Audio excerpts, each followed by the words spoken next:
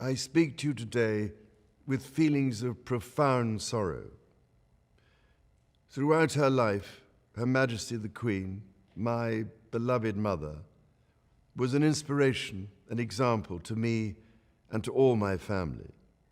And we owe her the most heartfelt debt any family could owe to their mother, for her love, affection, guidance, understanding, and example.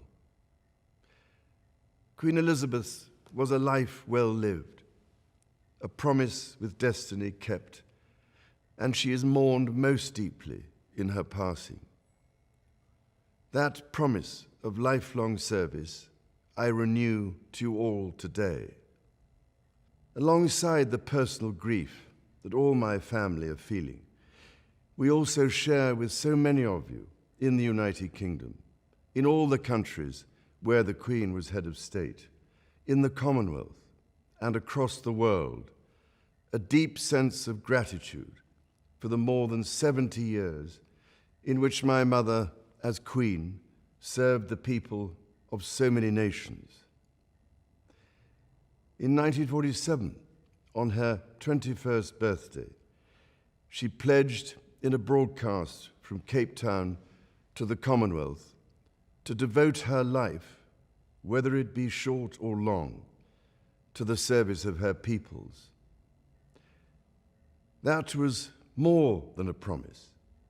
It was a profound personal commitment which defined her whole life.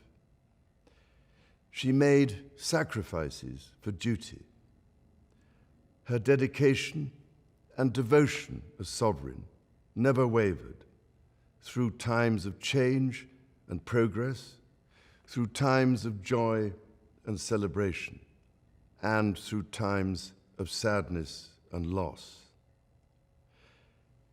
In her life of service, we saw that abiding love of tradition, together with that fearless embrace of progress, which makes us great as nations. The affection, admiration, and respect she inspired became the hallmark of her reign.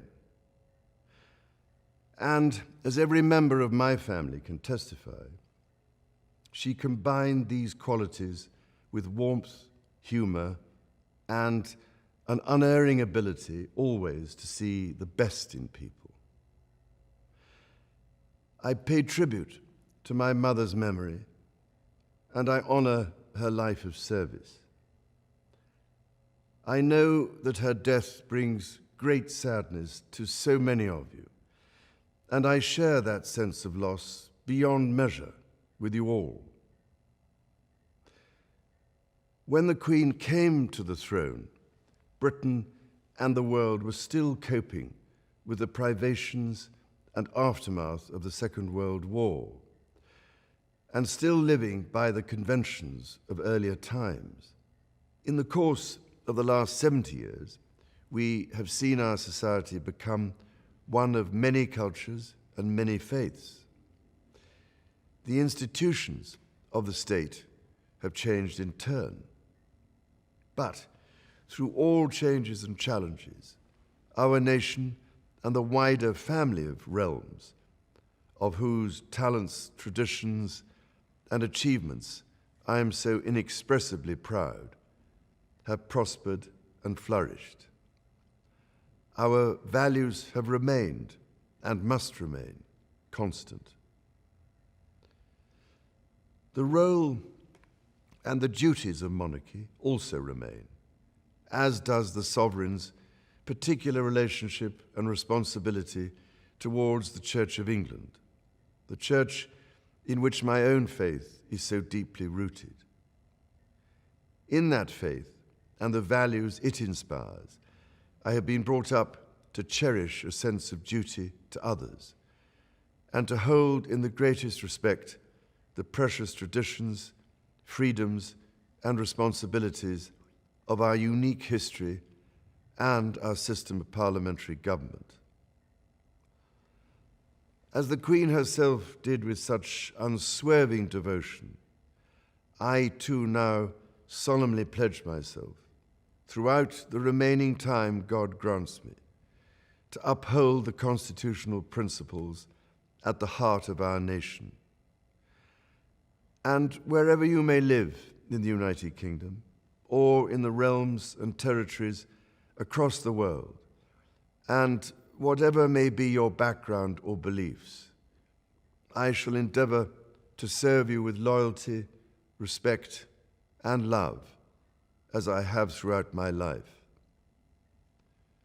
My life will, of course, change as I take up my new responsibilities. It will no longer be possible for me to give so much of my time and energies to the charities and issues for which I care so deeply. But I know this important work will go on in the trusted hands of others. This is also a time of change for my family. I count on the loving help of my darling wife, Camilla. In recognition of her own loyal public service since our marriage 17 years ago, she becomes my Queen Consort. I know she will bring to the demands of her new role the steadfast devotion to duty on which I have come to rely so much. As my heir, William now assumes the Scottish titles which have meant so much to me. He succeeds me as Duke of Cornwall and takes on the responsibilities for the Duchy of Cornwall, which I have undertaken for more than 5 decades. Today, I am proud to create him Prince of Wales, Tywysog Cymru, the country whose title I've been so greatly privileged to bear during so much of my life and duty. With Catherine beside him, our new Prince and Princess of Wales will, I know, continue to inspire and lead our national conversations, helping to bring the marginal to the centre ground, where vital help can be given. I want also to express my love for Harry and Meghan as they continue to build their lives overseas. In a little over a week's time, we will come together as a nation, as a commonwealth, and indeed a global community, to lay my beloved mother to rest. In our sorrow, let us remember and draw strength from the light of her example. On behalf of all my family, I can only offer the most sincere and heartfelt thanks for your condolences and support. They mean more to me than I can ever possibly express. And to my darling Mama, as you begin your last great journey to join my dear late Papa, I want simply to say this: thank you. Thank you for your love and devotion to our family and to the family of nations you have served so diligently all these years. May flights of angels sing thee to thy rest.